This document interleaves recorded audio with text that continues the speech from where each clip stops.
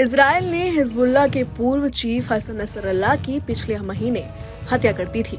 वहीं अब नईम कासिम हिजबुल्लाह की कमान संभाल रहे हैं, लेकिन कासिम की भी उल्टी गिनती शुरू हो गई है, क्योंकि इजराइल की तरफ से खुली चेतावनी दी गई है कि नईम कासिम ज्यादा दिन तक पद पर नहीं रहेंगे। दरअसल इजराइल के डिफेंस मिनिस्टर योआव गैलेंट ने मंगलवार को कहा कि हिजबुल्लाह के नए चीफ नईम कासिम की नियुक्ति अस्थायी है और वो लंबे समय तक पद पर नहीं रहेंगे। गैलेंट ने एक्स पर अपने एक पोस्ट में इशारा किया है कि अब इजराइल के निशाने पर हिजबुल्लाह का नया चीफ है। हिजबुल्लाह के चीफ हसन नसरल्लाह ने ये पद करीब 3 दशकों तक संभाला था, जिनके पिछले महीने इजराइल ने एयर स्ट्राइक कर हत्या कर दी थी। नईम कासिम भी हिजबुल्लाह के फाउंडिंग मेंबरों में शामिल रहा है और उसके पास नसरल्लाह के साथ काम करने का भी अनुभव है। योआव गैलेंट ने हिब्रू में किए गए एक और पोस्ट में लिखा कि काउंट डाउन बिगिन।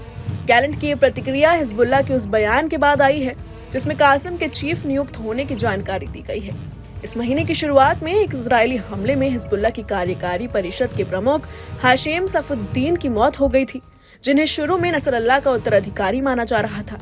गैलेंट के पोस्ट से कयास लगाए जा रहे हैं कि इजराइल ने नईम कासिम को भी ठिकाने लगाने का प्लान बनाना शुरू कर दिया है। 71 साल के कासिम का जन्म बैरूत में 1953 को हुआ था। उनका परिवार इजराइल के कब्जे वाले फिलिस्तीनी बॉर्डर से लगे कफार फिला गांव से विस्थापित होकर बैरूत आया था। इस वजह वो हिजबुल्लाह के सीनियर नेताओं में से एक है और 1982 में बने समूह के संस्थापक सदस्य भी हैं। कासिम हिजबुल्लाह के प्रमुख प्रवक्ताओं में से एक रहे हैं और उन्होंने विदेशी मीडिया को कई इंटरव्यूज दिए हैं। वहीं दूसरी तरफ इजराइल ने ईरान को भी चेतावनी दे डाली है। दरअसल गाजा में हमास और लेबनान में हिजबुल्लाह के साथ जारी संघर्ष के बीच इजरायली सेना ने मंगलवार को ईरान को चेतावनी दी है कि अगर उसने पिछले हफ्ते तेहरान पर किए गए हमलों के बाद इजराइल के खिलाफ जवाबी कार्रवाई की तो अंजाम ठीक नहीं होगा।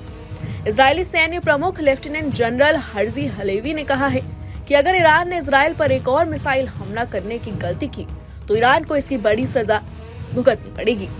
इससे पहले बीते शनिवार को इजरायली लड़ाकू विमानों ने ईरान के बैलिस्टिक मिसाइल हमले के जवाब में ईरानी सैन्य ठिकानों को निशाना बनाया था।